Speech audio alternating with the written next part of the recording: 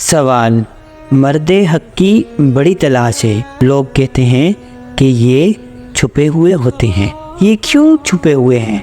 कहाँ छुपे हुए हैं?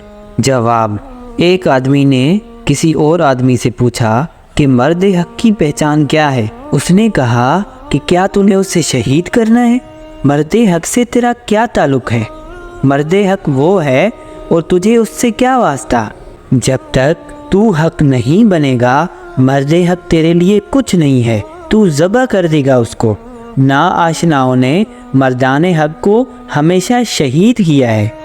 तो अल्लाह करे कि तुझे मर्द हक से आशनाई ना हो, या मर्द हक तुझे उस वक्त मिले जब तू हक आशना हो जाए, ताकि तू उसके मुकाबले में ना आ जाए। इसलिए ज़रा ये देखो कि सींगों वाला बैल पूछे कि मर्द हक कहाँ है, शेर पूछे कि बकरी कहाँ है, तो बड़ी परेशानी वाली बात है। इसलिए मर्द हक का उस वक्त पूछो जब हक आशना बन जाओ। तेरी हक आशनाई का इनाम है मर्द हक। इससे पहले वो ज़ाहिर नहीं होता। वो अब सयाना हो गया है, यानी मर्द हक सयाना हो गया है। वो कहता है कि हम हमेशा ज़बह होते आ रहे हैं, इस मर्तबा हमने ज़बह नहीं होना। आजकल वो काबू नहीं आता, जब भी नज़र आया वो शहीद कर दिया जाता है। और ये लोग फ़ौरन पहचान लेते हैं कि मर्द हक आ गया है।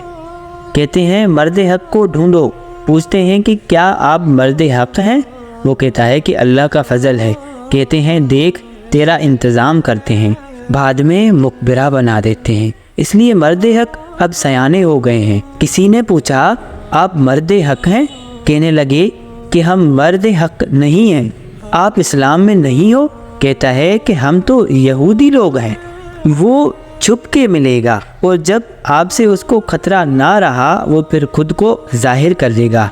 वरना आपने तो बड़े लोगों को ज़बह किया। जहाँ कहीं अच्छा सा जानवर हो, आप उसको नहीं छोड़ते, पकड़ लेते हो।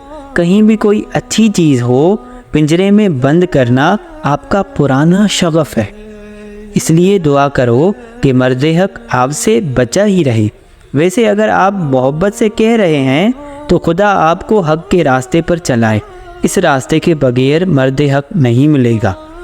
हक के रास्ते पर जो शख्स आपको चलाएगा वो मर्द हक है। आप समझ रहे हैं ना? कहीं ऐसा ना करना कि आप उसके मुकाबले में खड़े हो जाओ। नहीं करना।